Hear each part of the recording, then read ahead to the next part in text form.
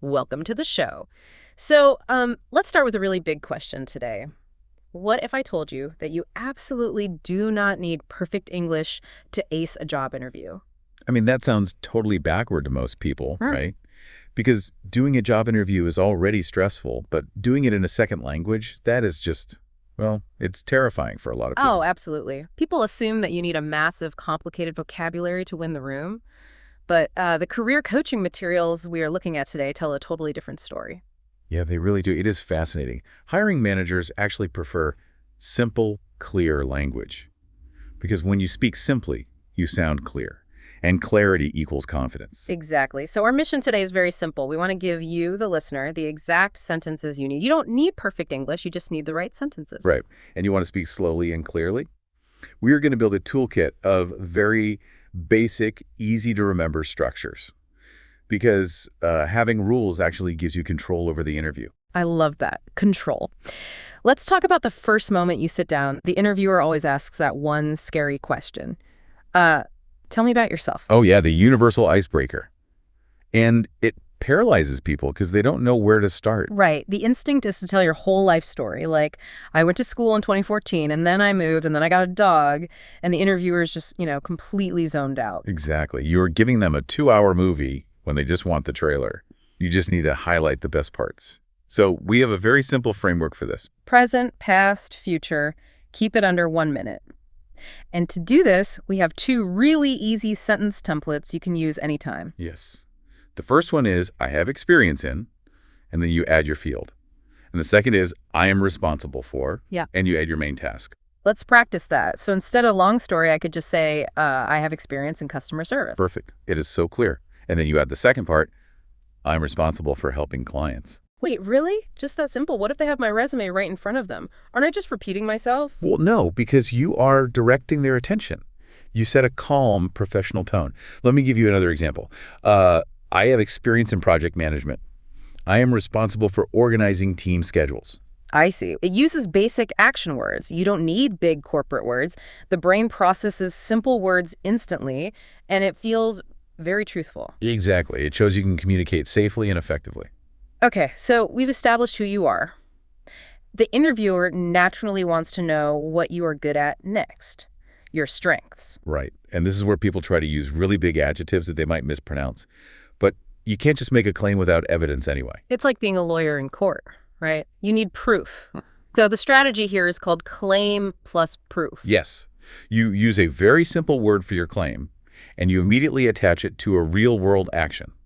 We have 2 great sentence templates for this. Let's hear them. The first template is, one of my strengths is, Yeah. and the second is, I am good at. Oh, those are so easy to remember.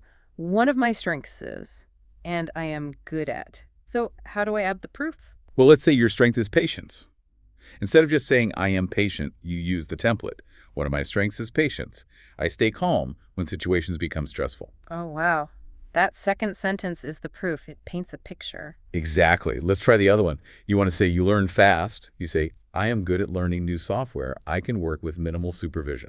Minimal supervision. I really like that. It tells the boss that you won't make more work for them. Right. It solves their secret fear.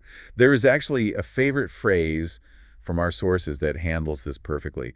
It goes, I see challenges as data, not drama. Data, not drama. That is a great little phrase. Why does it work so well? Because hiring managers are terrified of office drama, By saying that, you prove that you look at tough situations with logic, not panic. You stay emotionally balanced. That makes total sense. But if we are talking about emotional balance, we have to talk about the dreaded weakness question. Oh, the weakness trap. Yes, this requires a lot of self-awareness. Okay, let me just ask, isn't this a trick question? Like, shouldn't we just give a fake weakness like, I am just a perfectionist, or I work too hard? No, absolutely not. The experts agree that interviewers see right through that. It sounds rehearsed and fake. So what is the winning formula? The formula is honesty plus effort.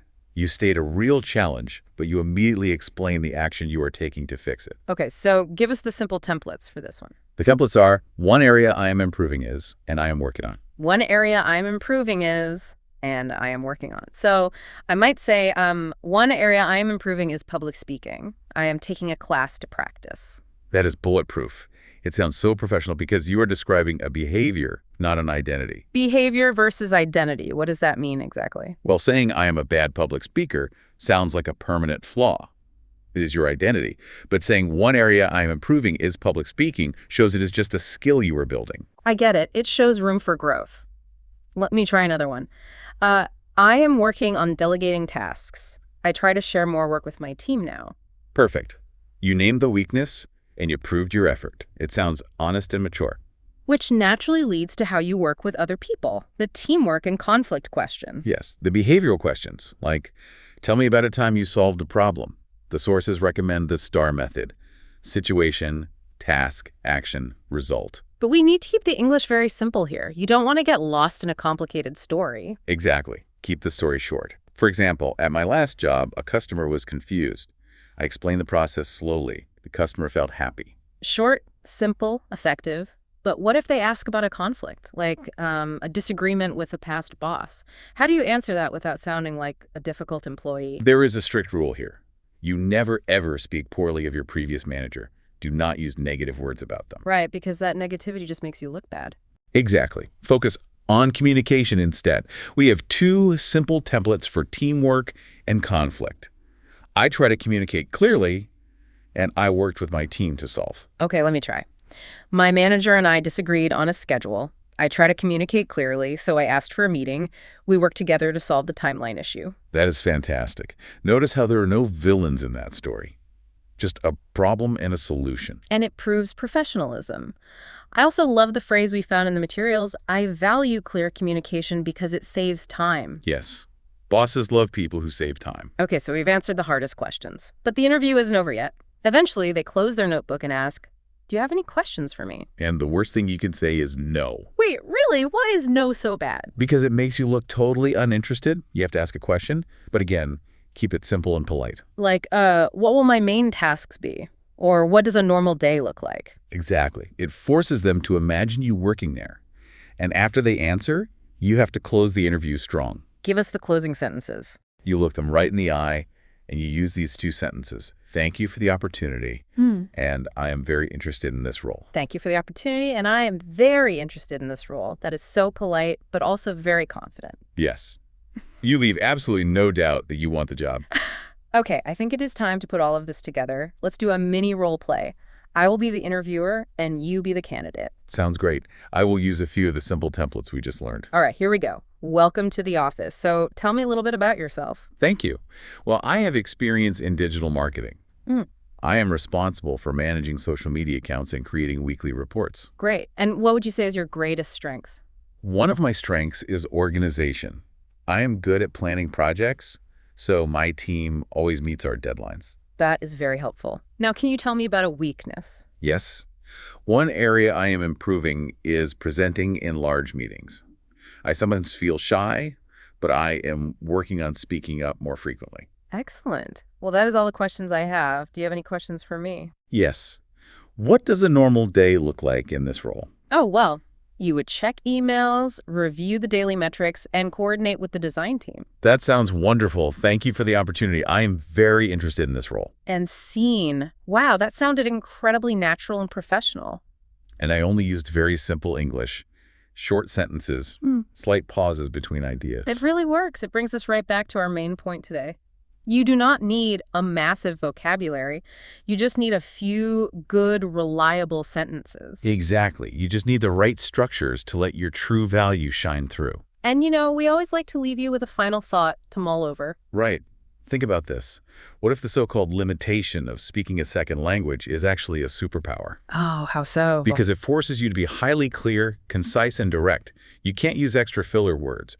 That constraint actually makes you a better, more effective communicator in an interview than a native speaker who tends to ramble on and on. That is such a powerful perspective. Simple language forces clarity, and clarity builds trust. It really does. So I encourage everyone listening to take these simple templates and practice them out loud. Write them down.